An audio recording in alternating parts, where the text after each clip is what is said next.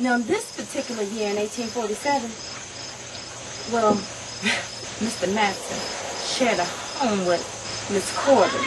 I'm sure you didn't met that woman. Now, you see, she took a disdain to me being here. Because, first of all, if I might add, she was not his wife. And she took a disdain to me being here. I believe she was just jealous. Even though I didn't have any desire to be involved with any of those Matson men, I was a married woman to a man of my choosing. Not forced to be with a man, if you know what I mean. So one day when she was being really lazy, I said to her, "Girl, if you don't do what I say, I'm going to send you down south to pick cotton, and I'm going to split up your family, and I don't care what happens to you." Now you just I was the only white woman. I needed my space. I wouldn't have ever done that. Oh, I didn't want to get rid of my space. I just wanted them to work for me.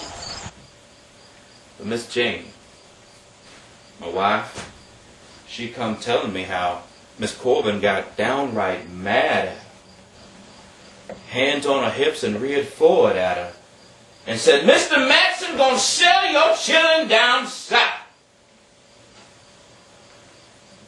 That's what she said. But I didn't think nothing of it, because on account of that's what she always say when she married. But I look at Jane, and I could see the fear in her eyes. And that changed for me. It made it different, because this time it was my family that she was talking about. Anthony came into my place all worried and upset, and I asked him, "Well, Anthony, what's wrong?" Well, he said, "Jane and his children may be sold away into the deep part of the South." I said, "Well, what happened?" He said, "Well, Mary Corbin got mad at her and was going to sell her to the deep part of the South, and he'd never see his family again." And I said, "Well, hold on, Anthony. Let me talk to Dr. Rutherford and see what we could do." Well, that night we had men posted north of town. It was about 9 o'clock, and they were within shouting distance of one another. Well, we were worried that if there was having any trouble, we'd have men there that could help them. But see, there were still quite a few people around here that were in favor of slavery. And if the Bright family would have got caught, the consequences have been horrible. They would have been divided and separated forever. This was about the time that we ran into the issue with Matson. And when Matt and I got past the fact that the first justice of the peace basically threw his hands up on it and said it wasn't his jurisdiction, and we had to have Jane and the children stay in the jail until the circuit court met, then I decided I had better get some legal representation. So I had been friends with an anti-slavery lawyer that worked the circuit through here for years, and his name was Abraham Lincoln. And I knew he was staying in a boarding house in Charleston, so I went down there and decided I'd approach him about being my lawyer. I told him I had a problem, and I'd already agreed to help with the case on Matson's side.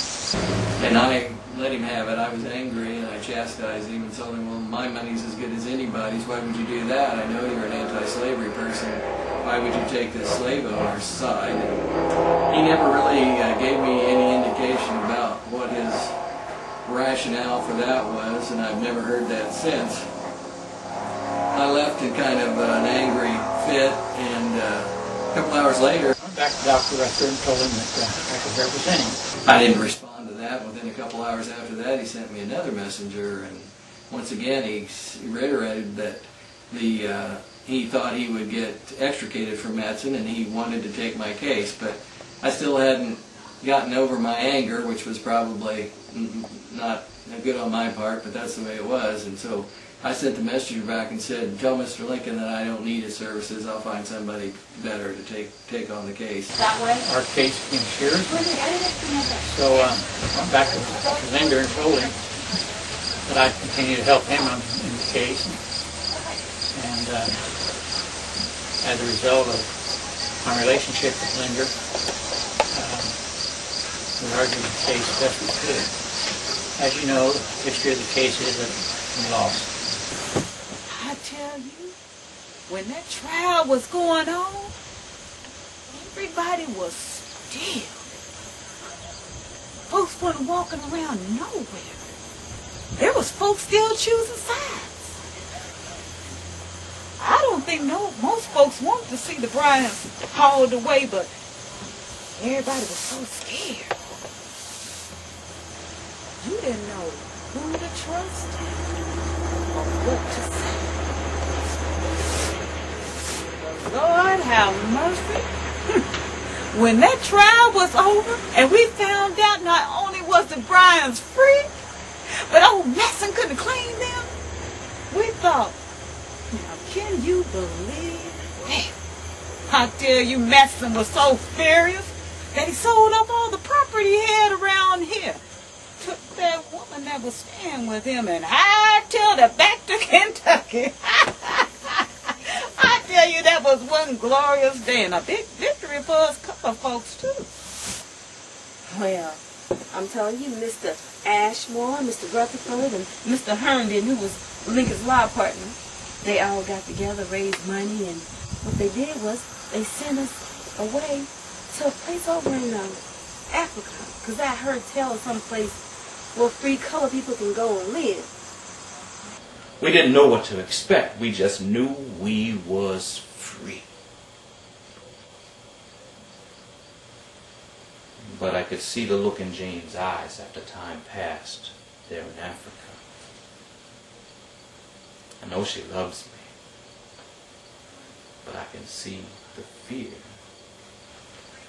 in her eyes. And I think to myself, I did this. I did this.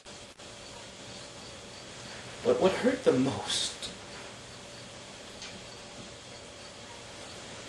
was looking into my children's eyes and seeing the look of starvation and death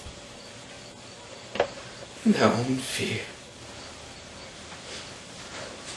I had to think to myself,